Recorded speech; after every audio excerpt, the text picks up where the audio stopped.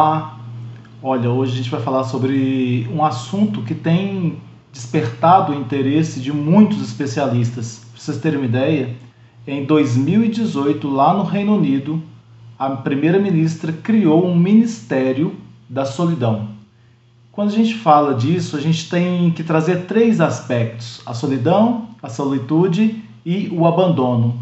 A solitude é quando você resolve ficar sozinho, você resolve se dar um tempo, no meio do tempo que você tem aí, da correria que você tem, você resolve se dar um tempo e não sente mal com isso. É quando você está sozinho e o estar sozinho, o ficar sozinho, ele não te faz mal. Pelo contrário, você usa para poder pensar em algumas coisas, repensar em algumas coisas, fazer planos, ou simplesmente para ouvir música, para assistir um filme, para ler um livro, algo que você decidiu fazer. É diferente da solidão. A solidão, muitas vezes pensada como alguém que é deixada de lado, na verdade, muitas pessoas que estão no âmbito familiar, muitas pessoas que estão numa empresa, que têm compromissos diversos, podem se sentir sozinhas, solitárias. E é justamente quando a gente chama de solidão, você estar num grupo muito grande ou num grupo de pessoas, ou num grupo até restrito, mas com mais gente, e você sentir um vazio muito grande. Você sentir que aquele espaço não te pertence. E aí você vai sentindo uma solidão. Isso pode acontecer por diversos fatores. A idade pode ser um dos fatores que provoca esse senso de solidão. Mesmo você estando em algum lugar que tenha mais gente, você vai perdendo em si alguns sentidos.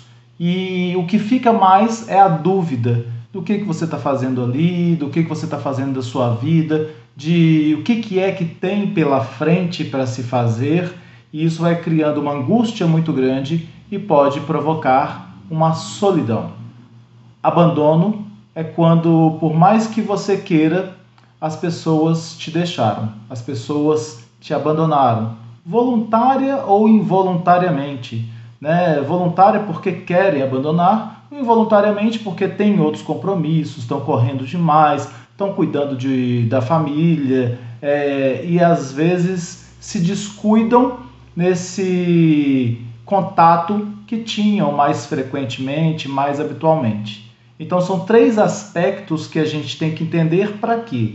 Para que nós saibamos como que nós mesmos, que somos protagonistas do processo, possamos atuar. A gente quer ficar sozinho? Isso nos faz bem? Solitude. Faça isso. Mas sempre pensando que nós somos seres gregários, a gente vive em sociedade e a gente precisa da sociedade para viver.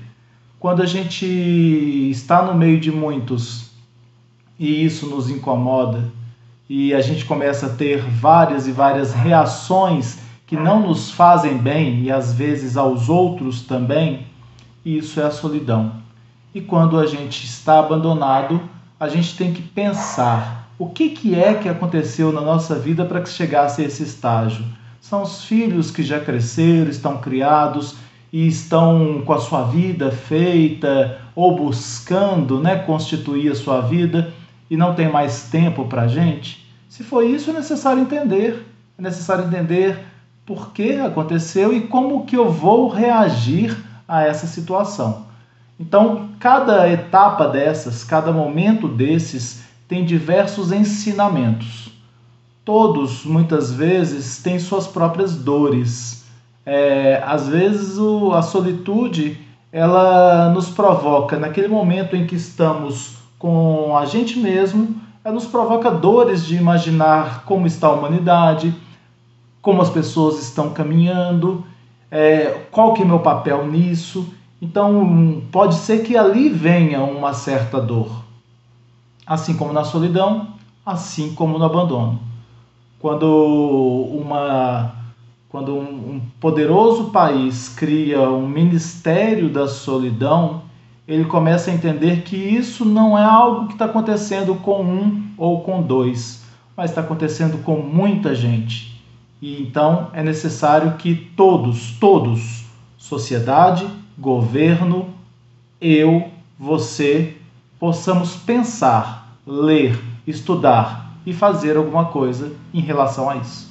Um abraço.